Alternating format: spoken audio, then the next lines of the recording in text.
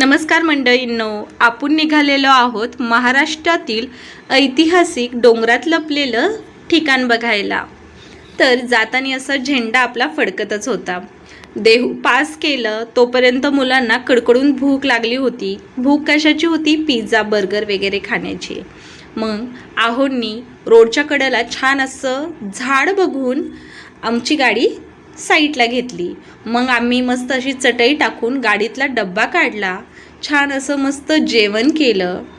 झाडाखाली जेवण केल्यावरती 2 घास एक्स्ट्राच गेले मुलांना सुद्धा आणि आम्हाला सुद्धा। त्याच्यानंतर मग पुढच्या प्रवासाला सुरुवात केली। प्रवासामध्ये चालताना इतकं सुंदर सगळं झाडं झुडपं एवढी छान हिरवीगार दिसत होती की उन्हाचा काहीच फरक पडला नाही आम्हाला। इथं छोटासा लेक होता। मुलांची इच्छा होती पोहण्याची, पण आम्ही त्यांना नाही बोललो आणि पुढे सरकलो। इथे आमची लाडूबाई मस्ती करून झोपलेली होती। त्याच्यानंतर मग लगेचच आपण इथं आलेलो आहोत ह्या डोंगराकडे। हे डोंगर आहे कार्ला लेणी। हो, इथे एकविरा आईचं मंदिर सुद्धा आहे। ही लेणी खरंच खूप बघण्यासारखी आहे। चढायला थोडासा चढ आहे, भरपूर अशा पायऱ्या आहेत, पण इथे साईडनी देवीचं सामान आहे, ओटी भरण्याचं, हॉटेल्स आहेत, शॉपिंगची दुकानं आहेत आणि आम्ही छान अशा मस्त गप्पा मारत मारत वर चढलो। दम लागला होता, बसून बसून चढलो। छान असं वरती गेल्यावरती मी ह्या लाडूबाईला कडवरती घेतलं। कधी कडवर येत होती तर कधी चालत होती तर कधी तिचे पप्पा घेत होते। अशी मस्त मज्जा करत करत आम्ही मस्त असं वर पोचलो। बघू शकताय तुम्ही किती सुंदर दिसतंय वरून सुद्धा। सगळ्या साईडने आजूबाजूनी डोंगरच डोंगर आणि आम्ही स्वतःसुद्धा डोंगरावर होतो। खाली बघितल्यावर खूप छान वाटत होतं। मग आम्ही पोचलो वरती टेकड्यावरती, म्हणजेच कार्ला लेणी बघायला। तर इतकं छान होतं सगळं, इतकी गारगार हवा येत होती वरून। आणि आम्ही लेणीकडे गेलो तोपर्यंत जे मोहोळ होतं त्याच्या मधमाशा उठलेल्या होत्या। मग आम्ही ठरवलं लेणीमध्ये लगेचच जायचं नाही, पहिलं देवीचं दर्शन घेऊयात। मग देवीचं दर्शन घेतलं। देवीचं दर्शन घेऊन बाहेर पडलं तोपर्यंत मोहोळ मधमाशा शांत झालेल्या होत्या, मधमाशा बसलेल्या होत्या। आतमध्ये एंट्री करायला तिकीट काढावं लागतं। आम्ही तिकीट काढून लगेचच आतमध्ये गेलो। प्रवेशद्वार तुम्ही बघू शकताय किती मोठं आहे, खूप मोठं आहे। इथलं काम सुद्धा खूप छान आहे, कोरीव काम आहे। ही लेणी मोठे मोठे हत्ती आहेत दरवाजाला, प्रवेशद्वारलाच, म्हणजे छान असं कोरीव काम आहे। खूप मोठी लेणी आहे। खरंच ज्यांनी हे काम केलंय त्यांचा अद्भुत आविष्कार आहे। ही लेणी 2000 वर्षांपूर्वीची आहे।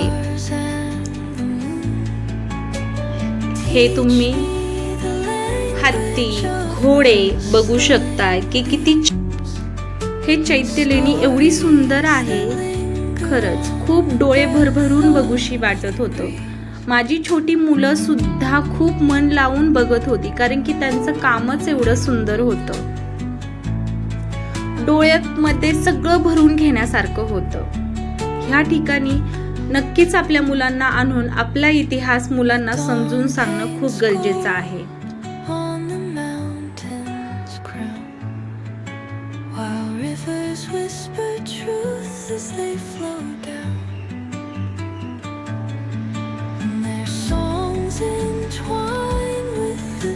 तिथून आम्ही बाहेर पडलो दुसऱ्या साईडला जाण्यासाठी। लेणी बरीच म्हणजे बघण्यासारखी सुद्धा आहे। काही गोष्टी पडण्यासारख्या झालेल्या आहेत आणि काही गोष्टी खरंच बघून थक्क होण्यासारख्या सुद्धा आहेत। इथे हा डॉगिश भाई शांत असा गारव्याला बसलेला होता। भरपूर लोक होती तरी सुद्धा असं वाटत होतं की खूप नाही का, म्हणजे काय बघू आणि काय नको, सगळीच लोक इकडे तिकडे बघत होती।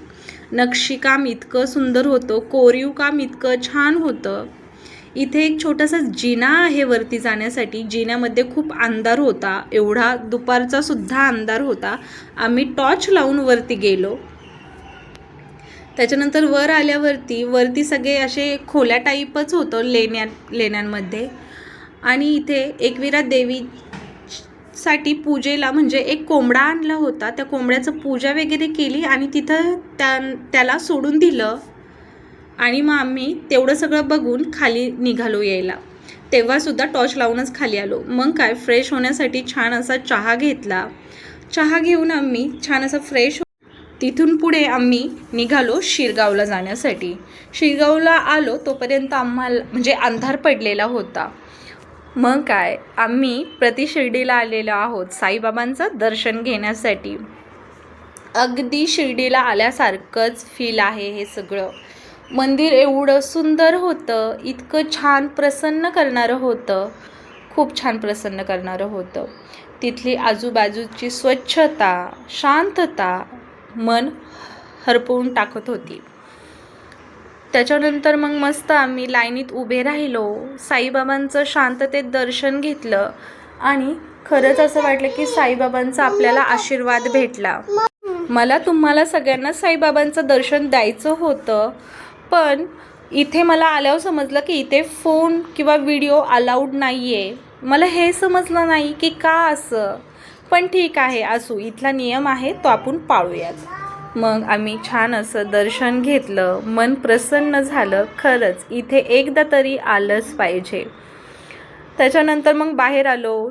मारुतीची आरती होती, शनिदेवाची आरती होती. छान आम्ही आरती केली, आरती घेतली, गणपतीची आरती झाली. मग आम्ही प्रसाद घेतला आणि तिथे छान असं फिरायला लागलो. इथे जेवणाची सुद्धा सोय आहे, कमी पैशामध्ये आपण जेवूसुद्धा शकतो. इतकं सुंदर वातावरण होतं. आईंना म्हणलं चला आपण फोटो काढूयात. मग फोटो घेतलं, दर्शन घेतलं आणि निघालो पुन्हा रिटर्न पुण्याकडे यायला. मग घरी आलो म्हणजे पुण्याकडे आलो. छान रोडमध्येच आम्हाला एक हॉटेल दिसलं, तिथं छान मुलांसोबत जेवण केलं. मुलंसुद्धा खूप हॅपी होती आणि दमलेलीसुद्धा होती. प्रवास करून वैतागलेलं होतं, पण एक जे सुंदर ऐतिहासिक स्थळं बघितली ती मन प्रसन्न करणारी होती. त्यामुळे सगळेच प्रसन्नसुद्धा होते, हॅपी. इकडे यांचं फोन म्हणजेच गेम चालू. मला व्हिडिओ आवडला असेल तर प्लीज सबस्क्राईब करा.